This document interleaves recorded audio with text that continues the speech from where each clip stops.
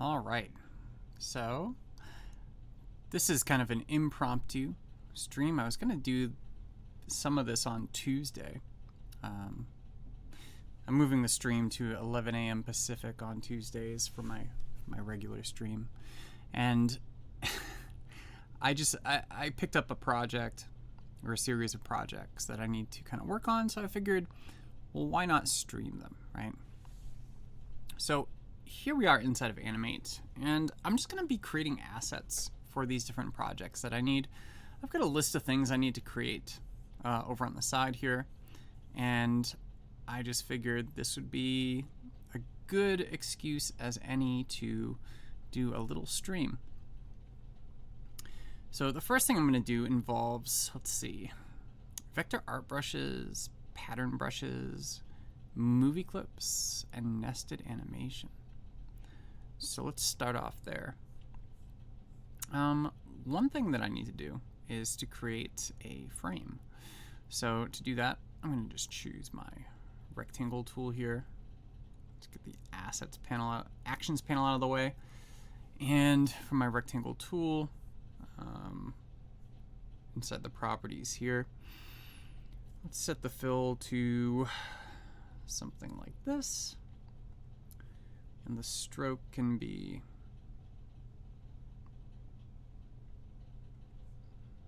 kind of a green color there, right? So what we're going to do is start creating this and applying vector art brushes to it.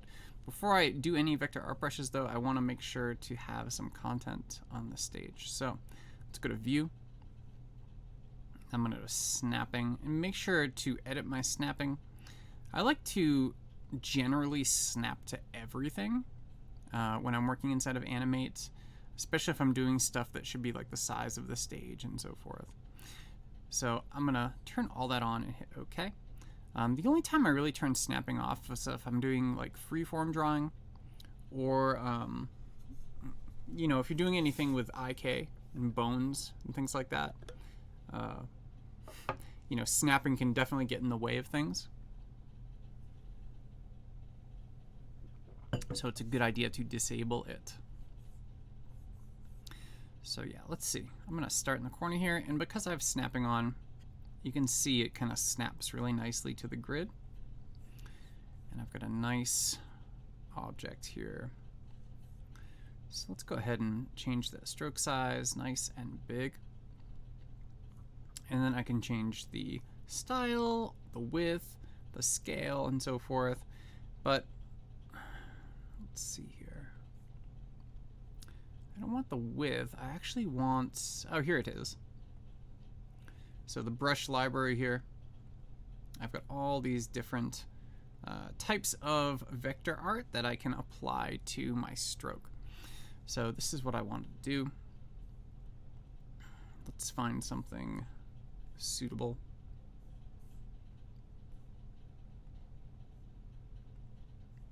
Let's do chalk blunt. If I double click on that, you can see how it's applied here to that stroke. Now we can make changes to this too. So if I go in and I'm like, hey, style, let's go ahead and edit that stroke style.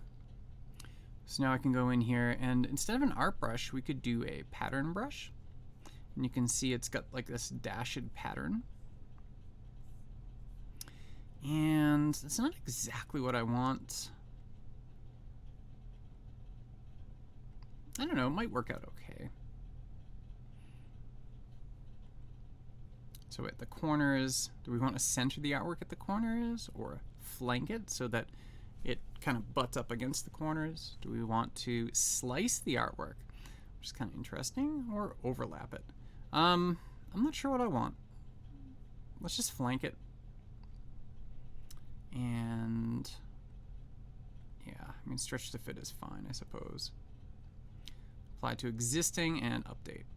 So yeah, then we get this nice kind of pattern, like a framed pattern around the thing there. And again, I'm just creating assets for some client projects that I'm working on. So a lot of this is going to be really kind of meandering and freeform this afternoon. And I'm also testing my connection. I usually, on my MacBook Pro, I keep like my wired and wireless connection going. You can see I've got my wireless disabled here. I am, plugged into Ethernet no matter what, but it seems sometimes when I have my wireless on, even though I tell the machine to use the Ethernet preferably, it oftentimes has some issues when I'm streaming to Behance. So we'll see if this fixes things a bit. I'm going to increase that stroke size. That's pretty cool. Let's get it something like that. So yeah, if I go ahead and test this now, hit that test movie button, I can see kind of how that's going to look right there. And it looks okay, but let's change that stroke color to something darker.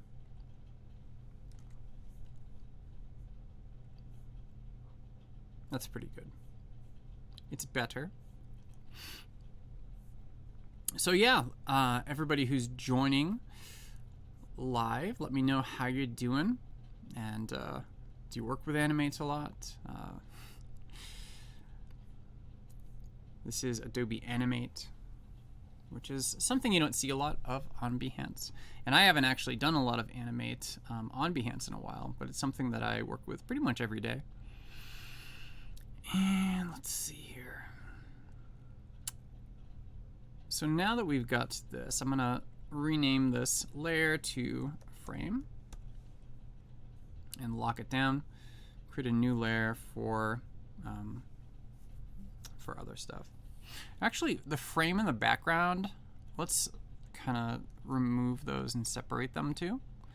So inside of Animate, it works different if you're used to like Illustrator, where you have paths and paths have appearances. If you deal with Animate and you're creating shapes, in general, you can actually select both the stroke and even portions of the stroke separately from the fill. So they're actually can be treated as two different objects. So I'm removing the background from my frame, and I'm going to pop it into my background layer and lock both of these down. Create a new layer between them so the frame is always above whatever I draw in there. And name this something like paint. All right. Yeah, so this one would be a good example if I had my actual stylus and so forth connected to the machine, which I don't right now. And I'm not going to dig it out and so forth. The touchpad on the MacBook Pro is pretty good. I should be able to do that just with my fingers, and it should work out okay. So let's see here. And checking things out over in my notes to see what I need to include on this sort of thing. So let's get into, need some vector art brushes. I'm going to turn them into movie clip symbols, create some nested animation. All right, so what we're going to do is make kind of like a live painting, which I mean by live painting, it's going to be somewhat animated, right?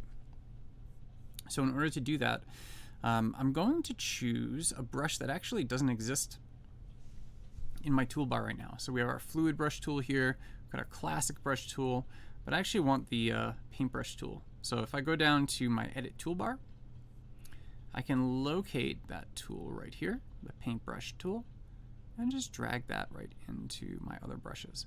And actually, I can group all these too. I'm going to group all my brushes together into one.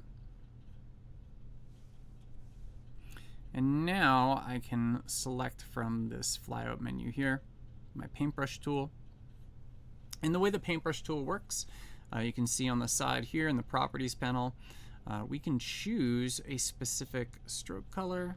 I'm going to sample that and then adjust it. Let's make it darker and redder. So I don't want it to be too close to what we have going on with the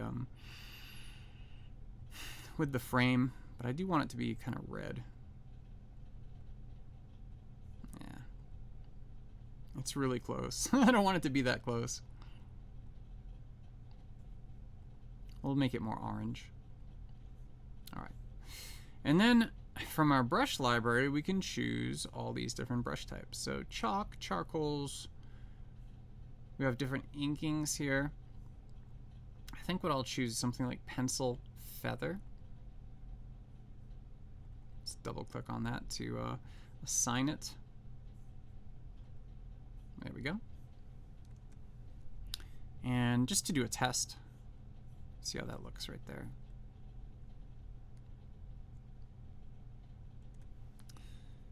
So 47 is pretty big. And actually, I don't know if I like that. Let's go and choose charcoal varied. Test that out. That's better. It's much more like bold, you know. So yeah, let's go ahead and create just a little bit of, just a little landscape here. So inside of our painting, we want to go ahead and kind of draw out some things.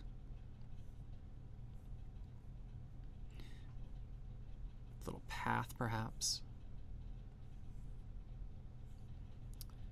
And some kind of structure, like a little house, a little door.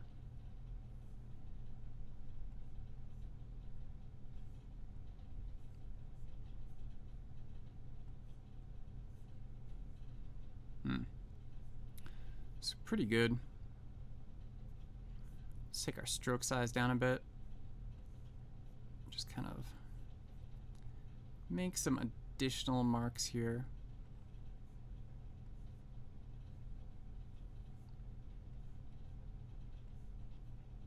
Slats for the door, like a little window.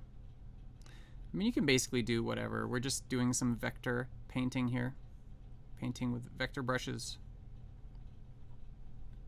just to give it some detail.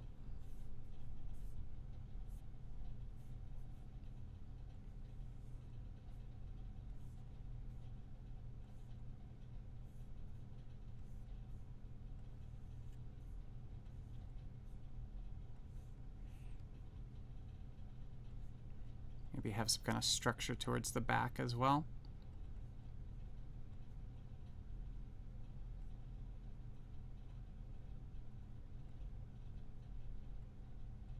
So again, I'm just doing this with my touchpad on my MacBook.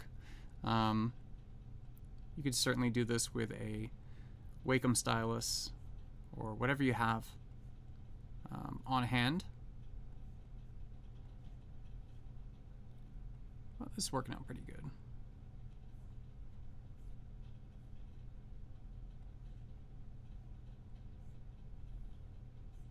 All right.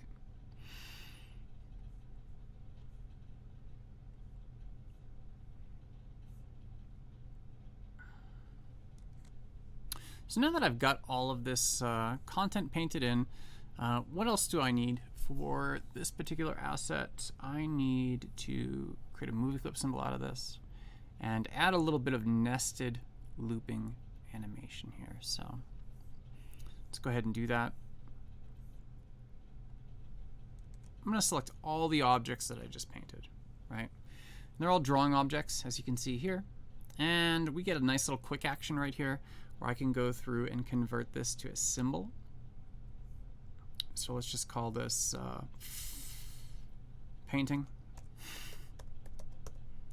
And I don't want a button symbol. I want a movie clip symbol out of this. Hit OK. All right, now that this is a symbol, I'm going to be able to double click upon it. And then I enter into the painting movie clip symbol. And I can make adjustments to the contents of this symbol. So let's go ahead and add in 1, 2, 3, I don't know, 4, 5. Let's say 5 different keyframes here. So in each one of these keyframes, I just want to make some adjustments on each of these things. So I'm just going to shift bit by bit some of these pieces over in different ways. This is going to give everything a bit of wiggle.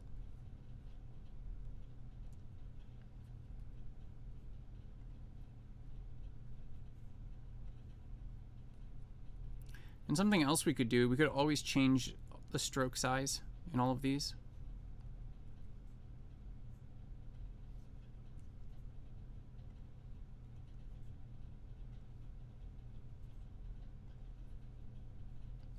So if we look really quickly here, we've got this little sort of dancing movement that it's doing, right? And right now the house itself isn't doing anything, so let's select most of that. And I don't want the house to move too much. That would be bad for the residents. But we can do a little bit here and there.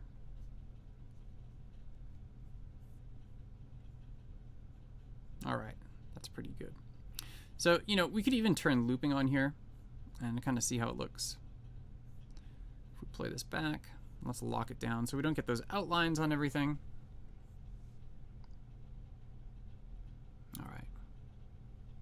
So that's kind of the look I'm going for here with this particular asset. Let's jump over to this one here and do the same sort of thing. So I'm going to select a number of these. Oops, I got it locked still. That's not going to work unless I unlock it, right?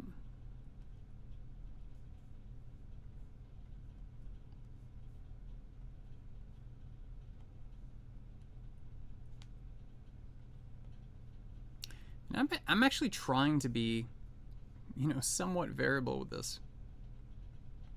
Oops, don't want to go inside the drawing object.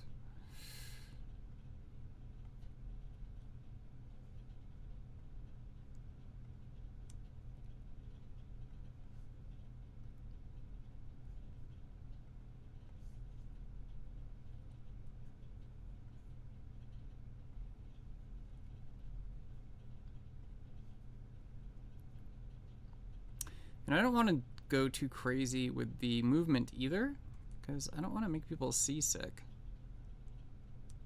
Well, I mean, no, I don't.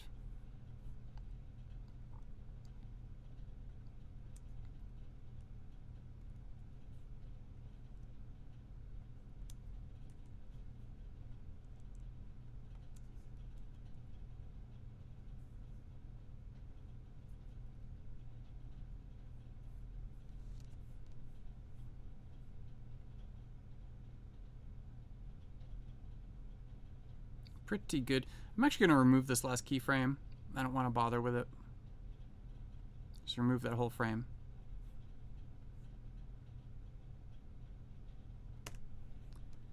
And if we want to speed this up, let's go ahead and change the FPS setting from 24. We could put it up to 30 or even 60.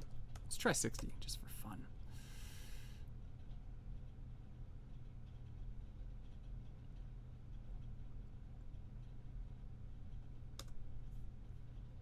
Try 30.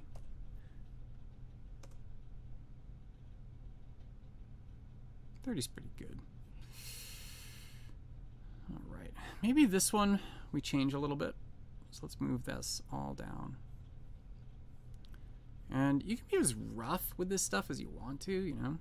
Like I'm just making these rough selections and just kind of hitting stuff here and there.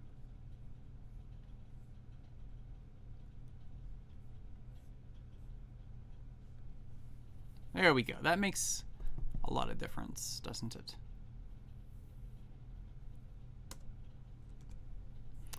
So now, on scene 1, if I go out here,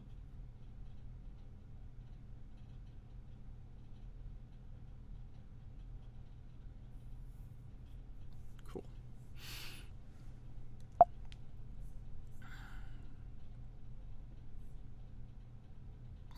That is pretty cool. So that is a neat effect. Wow.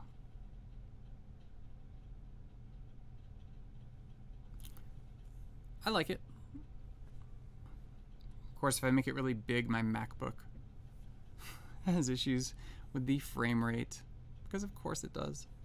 But there we go, at regular intervals here. That is pretty good.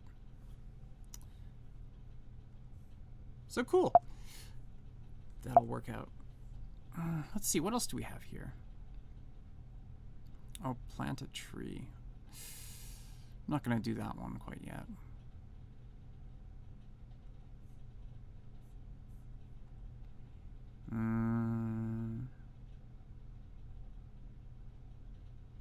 Right on. So this is going to be a small series that I do. Here, let's turn this on so it'll play back as I'm talking about this. So this is going to be a series. I don't know, some of them will be scheduled, some of them not. You know, I've been doing a lot of stuff around, you know, very specific things. Lots of video type stuff in After Effects and Premiere and so forth. I want to do some Animate, and since I'm working on so many different sort of consulting projects and publishing projects and things like that with Animate, it makes sense to do some of this here and there over Behance. So yeah, this is all I wanted to do today. I've got a bunch of these little projects that I'm doing, and this is part one. So as I do more projects, you know, I'll do these here and there. Sometimes they might be at my scheduled time. Sometimes they might be impromptu like this one. But in any case, there we go. There is a little stream around creating a live painting inside of Adobe Animate. So if you haven't tried Animate out, give it a shot. It's my favorite application that Adobe makes. So yeah, let's give Animate some love. All right. Well, that's it for now. I've got stuff coming up that I got to attend to.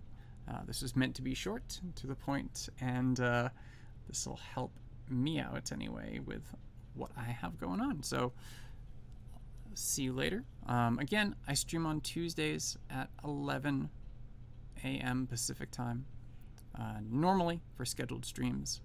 So yeah, catch me then. And usually those are a lot longer than this. All right. See everyone later.